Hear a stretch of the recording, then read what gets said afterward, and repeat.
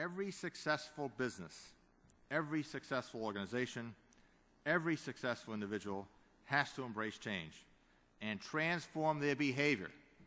And a lot of people, yeah, I'm going to change. And then when we did the assortment, I still want to carry 75 SKUs, even though 17 are the ones that sell. And a lot of people didn't want to change. And you have to do this all of the time, continually. This is not a one-time effect.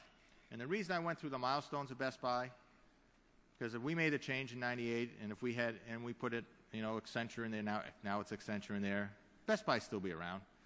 But we continually make changes. Because here's the other thing about change. If you're changing, your competitor can't keep up. So some of you may say, well, what about Circuit City? They had a lot of smart people there. Some of the best merchants I ever met worked at Circuit City. Some of the best people in the business worked at Circuit City. But in 1996, they thought Best Buy was going to go down for the count, and we'll just let them watch it happen. In the meantime, they never invested in process, infrastructure, tools, and people. And by the time 2001, 2002 came about, they were behind the 8 ball. Because they said, we're just going to sit there and we're going to win. We're going to assume Best Buy will fail. You can't assume anything.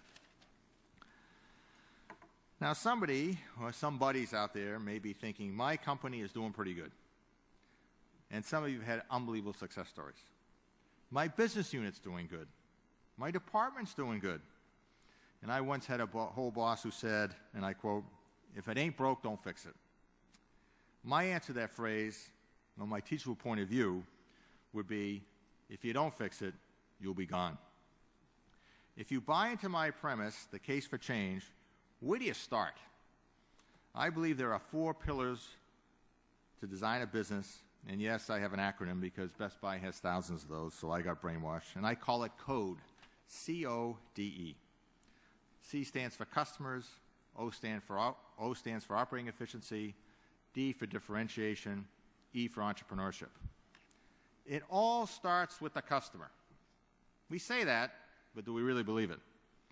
And this applies to both vendors and retailers.